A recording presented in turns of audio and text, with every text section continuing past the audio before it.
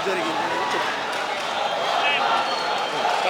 BRS government అధికారం వచ్చినాక 10 ఏళ్ల వరకు మాకు నిరుద్యోగులకు ఎలాంటి ఉద్యోగ అవకాశాలు కల్పించలేదు. తెలంగాణ ఉద్యోగాల కోసం కొట్లాడి ఆ రోజు తెలంగాణ తెచ్చుకున్నాము. ఆ ఉద్యోగాలు కల్పించడంలో బీఆర్ఎస్ గవర్నమెంట్ విఫలమైనందుకు ప్రతి విద్యార్థి గల్లీ గల్లీకి సందు సందు తిరిగి మరి బీఆర్ఎస్ గవర్నమెంట్ ఓడించి కాంగ్రెస్ గవర్నమెంట్ అధికారం తెచ్చినాం. ఆ రోజు అదే రేవంత్ రెడ్డి రాహుల్ గాంధీ తీసుకొని ఇదే చిక్కడపల్లి లైబ్రరీకి ఇదే స్టీల్ బ్రిడ్జ్ కింద మా కూర్చొని విద్యార్థులతో మాట్లాడి మీ నిరుద్యోగులకు మేము అండగా ఉన్నాం, మేము ఓట్లు వేయండి, మా కాంగ్రెస్ పార్టీని గెలిపించండి, నీ అంతలాంటి కాంగ్రెస్ నీ అంతలాంటి బీఆర్ఎస్ని పెడతాము, మనం సంవత్సరం లోపే 1,00,000 ఉద్యోగాలు 2 లక్షల ఉద్యోగాలు ఫిలప్ చేస్తామని మాకు మాట ఇవ్వడం వల్లనే మేము ఊరు ఊరు సందు సందు గల్లి గల్లి బస్సు యాత్రలు చేసి మరి కాంగ్రెస్ గవర్నమెంట్ తీసుకొని వస్తే ఈరోజు రేవంత్ రెడ్డి జేఎన్టీయూలో కూర్చొని మమ్మల్ని ముదిరిపోయిన బెండకాయలు, మీకు జాబ్ రాకపోతే ప్రైవేట్ టీచర్గా చేసుకుని లేదంటే వేరే జాబులు చేసుకో, మాకు తెలియదా వేరే జాబులు చేసుకోవాలని మీరు చెప్పాలా.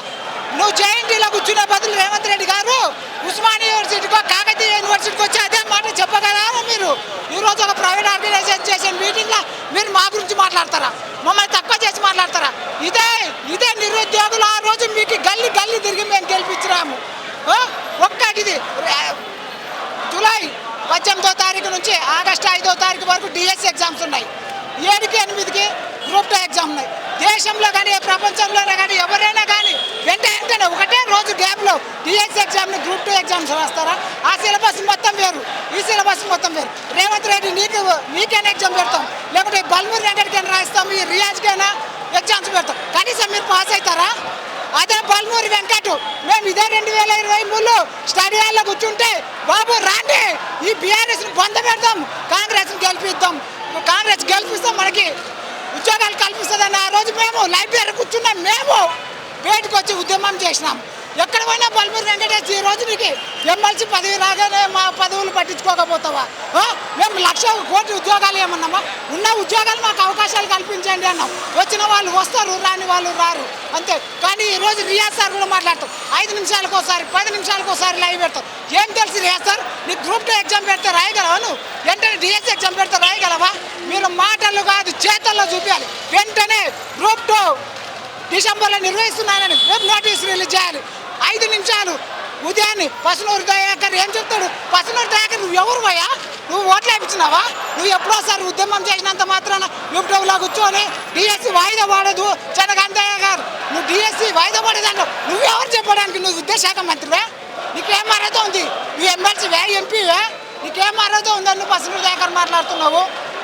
ఈ రియాజ్కి ఈరోజు గ్రంథాలయ చైర్మన్ వచ్చింది కాబట్టి పదవి వచ్చింది కాబట్టి ఇదే మన స్టీల్ బ్రిడ్జి ముందర విజయయాత్ర చేసినవే. మరి ఎక్కడ పోయినావు రియాజ్? ఈ రోజు రా, వచ్చి బల్మూరి వెంకట ఈ రోజు రా, వచ్చి మా నిరుద్యోగులకు న్యాయం చేద్దురా. ప్రెస్ మీట్లు పెట్టి మాట్లాడడం కాదు. నీకు చేతనైతే ఇదే డిఎస్సి ఎగ్జామ్ పెడతాము, ఇదే గ్రూప్ 2 ఎగ్జామ్ పెడతాం, కనీసం మీరు పాస్ అవుతారా? మీరు కాలేరు. ఆ రోజు ఇదే ఒక చిన్న విషయం ఎగ్జాంపుల్ చెప్పి ముగిస్తాను నేను. ఎగ్జామ్కి కనీసం 30 లేదా 45 రోజులు వ్యవధి ఉండాలన్న మినిమం కామన్ సెన్స్ లేని ఈ ప్రభుత్వం ఉంటే ఎంత ఊడిపోతాయి అంత. ఇదే ఎలక్షన్స్ ఇదే విధంగా మీరు కానీ నిరుద్యోగుల విషయంతో ఆటాడుకుంటే ఇదే మీకు చివరి ఎలక్షన్స్ అవుతాయనే విషయం తెలుసు. అర్ధరాత్రి మీరు బీఆర్ఎస్ ఎమ్మెల్యేని మీ పార్టీలో చేర్చుకోవడానికి ఇంట్రెస్ట్ చూపుతారు కానీ మా విద్యార్థుల గోడు పట్టించుకోరా?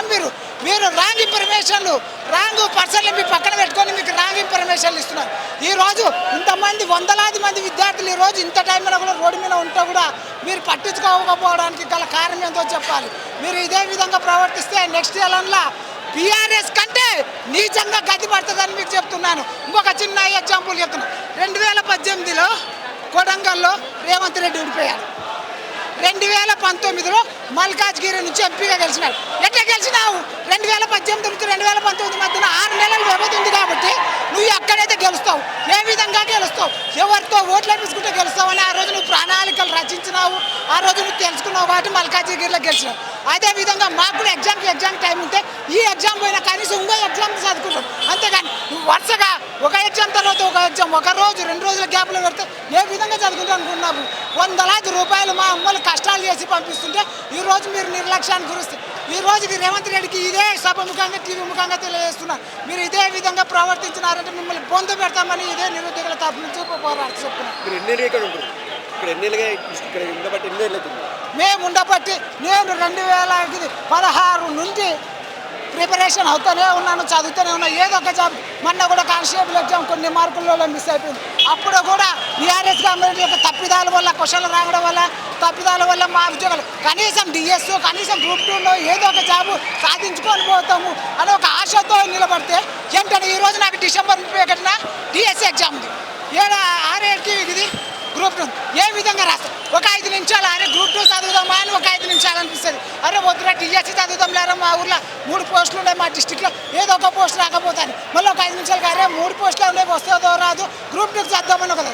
అంటే కన్ఫ్యూజ్ క్రియేట్ చేస్తున్నారు. మీరు ఎట్లా తిరిగి డిసెంబర్ 9 సోనియమ్మ బర్త్డే ఉంది కాబట్టి మేము ఉద్యోగాలు ఇచ్చినాం చెప్పుకోవడానికి తప్ప ఈ కాంగ్రెస్ ప్రభుత్వానికి ఆ రోజు తెలంగాణ ఇవ్వకుండా లక్షలాది మంది, వేలాది మంది ఉద్యోగులను కానీ విద్యార్థులను కానీ ఇబ్బంది పెట్టి విద్యార్థుల బలిదానాలకి కారణమైంది కాంగ్రెస్.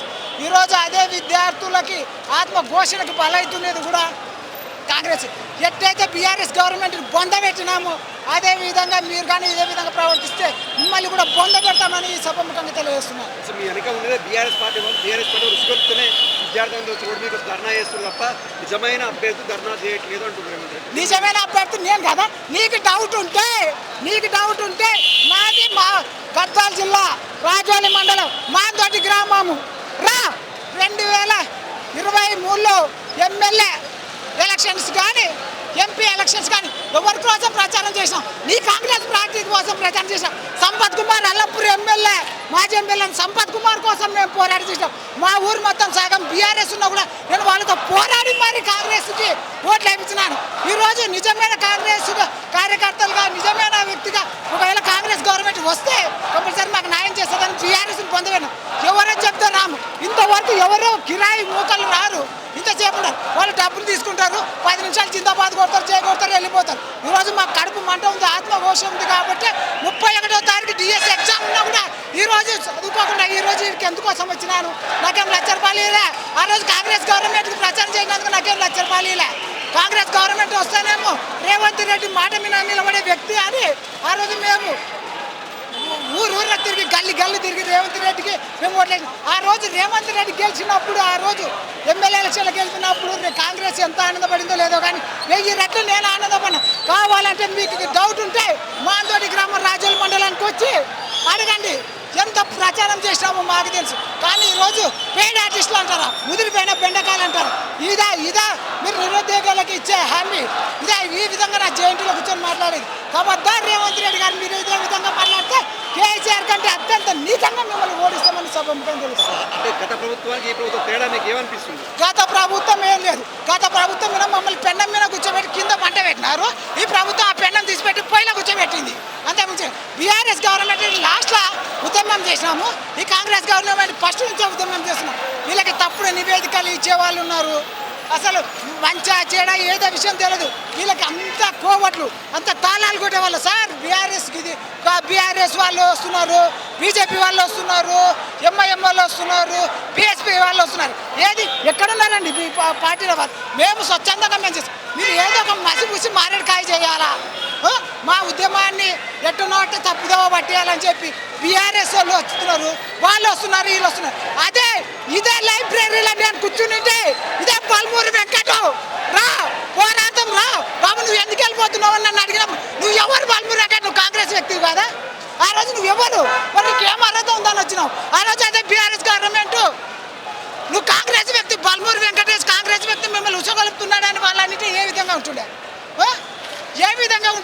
ఈరోజు విద్యార్థులు శాంతియుతంగా చేస్తుంటే వాళ్ళు ఉండరు, వీళ్ళు ఉండరు అనే మాటలు ఏ విధంగా మాట్లాడుతున్నారు? నీకు చేసే ఇష్టం లేక ఏదో చెప్పిన ఇది చూడు, చేసే ఇష్టం లేక ఇంకేమో చెప్తారు చూడు అన్నట్టుగా వీళ్ళది ఉంది. విద్యార్థుల యొక్క కోరిక నెరవేర్చలేక బీఆర్ఎస్ ఉంది, అది ఉంది, ఇది ఉంది అని ఒక మసిపూసి మారేడుకాయ చేయాలని తప్ప ఏం లేదు.